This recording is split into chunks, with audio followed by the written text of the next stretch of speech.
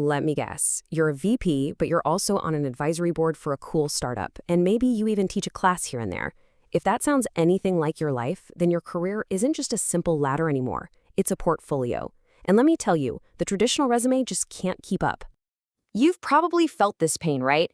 You try to list everything you do, all these amazing concurrent roles, and the document that's supposed to show off your incredible experience, it just ends up looking like a mess. It's scattered, confusing, and frankly, a bit chaotic for recruiters and their software. And look, you are not alone in this, not by a long shot. This is the new reality for so many experienced pros.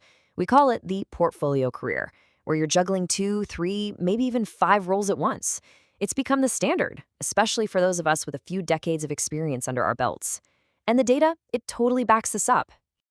Just look at how fast this is happening. The demand for what we call fractional executives, basically experienced leaders hired for a piece of their time, shot up 68% year over year. This isn't some tiny trend. It is a fundamental shift in how companies find and hire senior talent. And it's not just happening in the C-suite. A full 36% of the entire U.S. workforce is now doing some kind of independent or portfolio work. So if your career looks like this, you're in very good company. The problem isn't your career, it's the old-school resume you're using to describe it.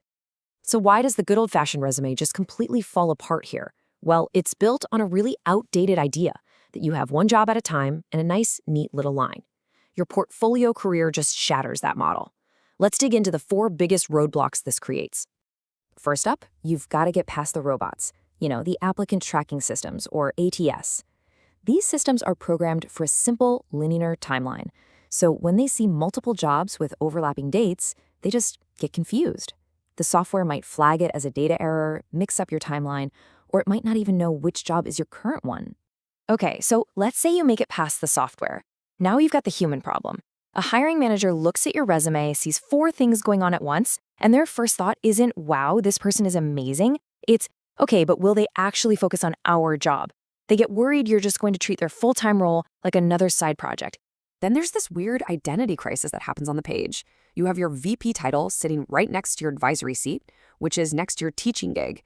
The recruiter is left scratching their head, thinking, so what are you? An executive? A consultant? An academic? And if they can't figure you out in about 3 seconds, they're probably just moving on. And finally, the great irony. More roles mean more content. Your resume can easily swell to 3, maybe even 4 pages. And for a lot of jobs, that's a huge red flag. Your incredible wealth of experience suddenly starts working against you because the format values being short and sweet. So that's the bad news. But here is the really good news. There is a fix. And the answer is not to start deleting your accomplishments or pretending you only do one thing. No way. The solution is to create a clear, intentional hierarchy that tells the reader exactly what to pay attention to. Let's see how this works. This right here, this is the secret sauce, a simple 3-tier system. Tier 1 is your main gig. That gets the full professional experience treatment with all the juicy details. Tier 2 is for your strategic but secondary roles. Think board seats or advisory work. They get their own section, but in a much shorter format. And Tier 3? That's for everything else, maybe teaching or high-level volunteer work. They just get a simple one-line mention. Instantly, the identity problem is solved.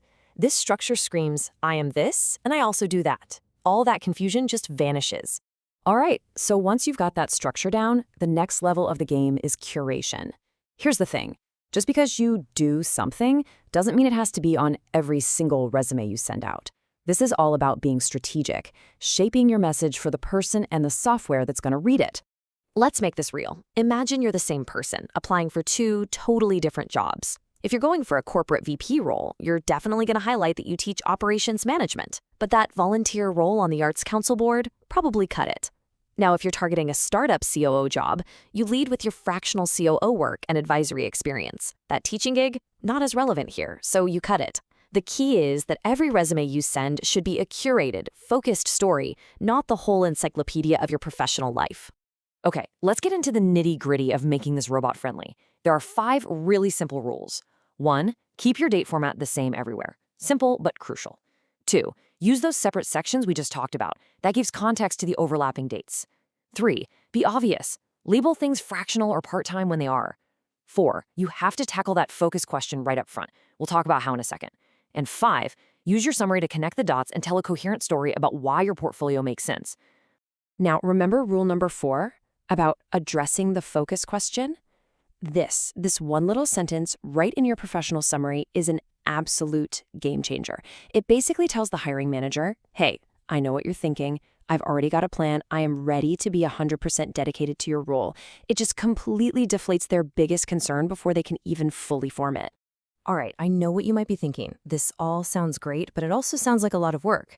It doesn't have to be. Let me break it down for you into a super simple, manageable action plan you can knock out in just a few days.